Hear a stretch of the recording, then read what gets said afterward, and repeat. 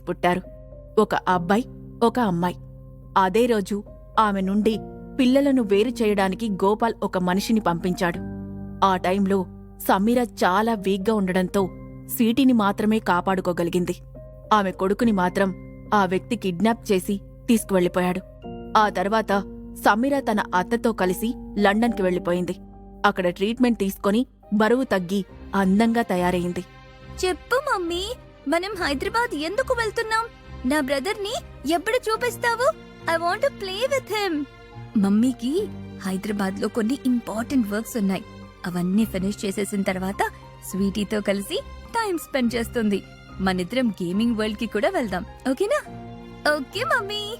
నిజానికి స్వీటీ అడిగిన ప్రశ్నకు సమీర సూటిగా సమాధానం చెప్పలేకపోయింది. ఇన్నేళ్ల తర్వాత సంజయ్తో డివోర్స్ తీసుకోవడానికి ఆమె హైదరాబాద్ రావడానికి ఒప్పుకుంది. కాని ఆమె ముఖ్య ఉద్దేశం మాత్రం మిస్ అయిన తన కొడుకు ఆచూకీ కనిపెట్టడమే. డివోర్స్ పేపర్స్ మీద సైన్ చేసిన తర్వాత నేను ఆ ఇంట్లో ఒక్క క్షణం కూడా ఉండను. హైదరాబాద్ నుండి తిరిగి వెళ్లేటప్పుడు నా 2 పిల్లల్ని తీసుకుని వెళ్తాను.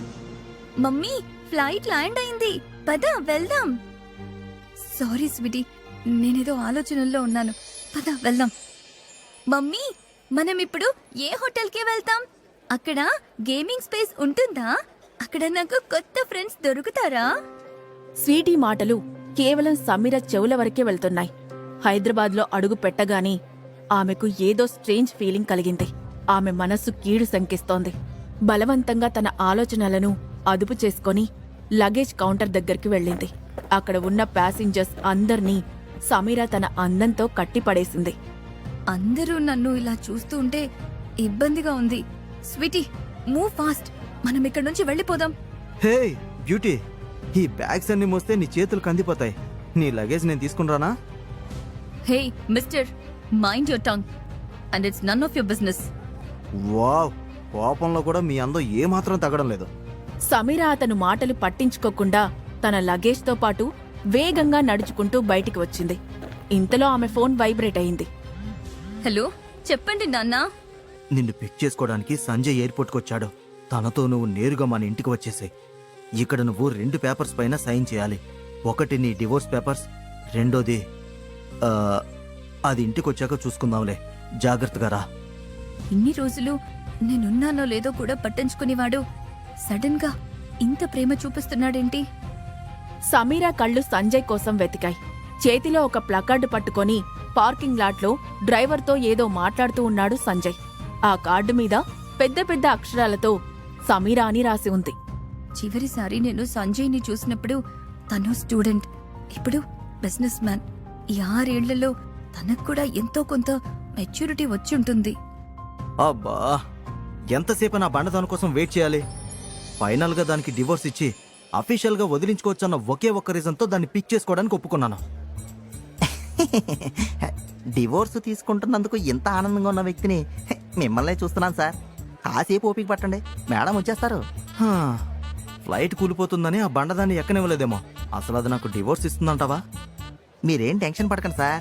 మేడం డివోర్స్ ఇవ్వడానికి ఒప్పుకున్నారు అని మీ నాన్నగారితో గోపాల్ గారు చెప్తూ ఉంటే నేను విన్నాను. అంతా సాఫీగా జరిగిపోతుంది. అది కేవలం డివోర్స్ పేపర్ మీద సైన్ చేస్తే సరిపోదు. నాకు దాని కంపెనీ కూడా కావాలి. చూస్తూ చూస్తూ వాళ్ళమ్మ కంపెనీ దీని పేరు మీద రాసిపోయింది. మేడం గారికి గోపాల్ గారు దాని గురించి చెప్పే ఉంటారు. ఆ కంపెనీ పేపర్స్ మీద కూడా సైన్ చేస్తారులేండి. అన్నీ మీరు అనుకున్నట్టుగానే జరుగుతాయి. హా, ఏమో, దాన్ని చూస్తేనే నా మూడు ఖరాబ్ అవుతుంది. సెలబ్రేట్ చేసుకోవాల్సిన ఈ రోజు కూడా నా మూడు పాడు చేసుకోవటం నాకు ఇష్టం లేదు. సో నేను ఇటు తిరిగి నించుంటాను. ఈ కార్డు నీ చేత్తో పట్టుకుని నించో. కార్డు మీద దాని పేరు చదవగానే అదే నీ దగ్గరకు వస్తుంది. సమీర వెనక్కి తిరిగేలోపే అతని చూపు ఎయిర్పోర్ట్ ఎంట్రన్స్ వైపు మళ్ళింది. అక్కడ ఒక అందమైన అమ్మాయి నించొని ఉంది. ఈ మధ్య అప్సరస్సులు కూడా ఫ్లైట్ దిగి వస్తున్నారా? ఎంత అందమైన అమ్మాయిని నేను ఇంతకుముందు హైదరాబాద్లో ఎప్పుడు చూడలేదే. అవును సార్, ఆ అమ్మాయి కాదు, మేడం అని పిలువు.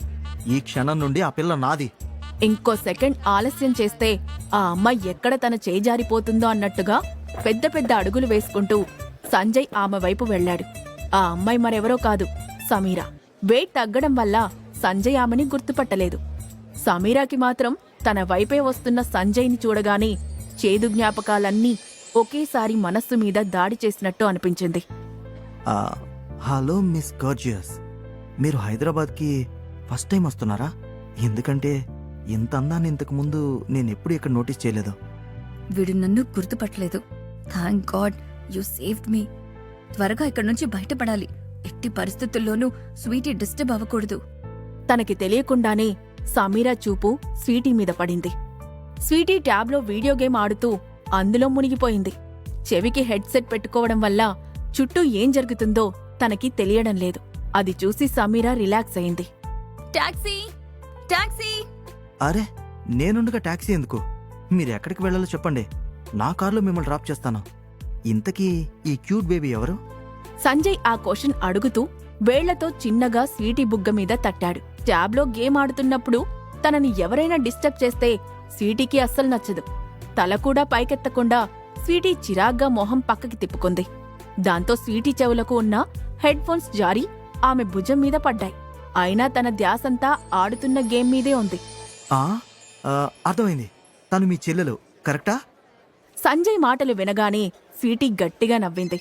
ఇంతలో సంజయ్ ఫోన్ మోగింది. ఏంటి ఇంకా ఇంటికి రాలేదు? నీకు సమీర కనిపించిందా లేదా? కనిపించకపోవడానికి అదేమైనా బార్బీ బొమ్మలా స్లిమ్గా ఉంటుందా? ఎంట్రన్స్ నుంచి బయటకు వస్తే అది తప్ప ఎవరో కనిపించరు. మీరు దాని గురించి ఇన్నిసార్లు కాల్ చేయాల్సిన అవసరం లేదు. బాయ్.